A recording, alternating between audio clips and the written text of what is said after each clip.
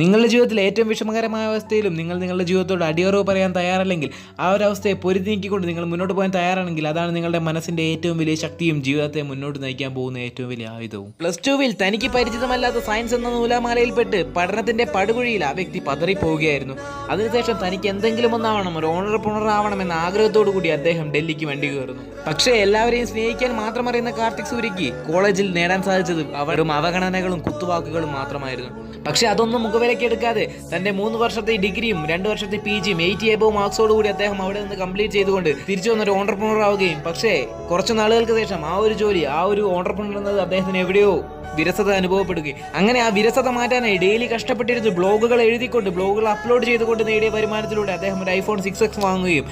അങ്ങനെ ആ 6s തന്റെ ഓർമ്മ വെച്ച കാലം മുതൽ തന്നോടൊപ്പം എന്തിനും കൂടെ നിൽക്കുന്ന ചങ്ങായിമാരെ കൂട്ടിക്കൊണ്ട്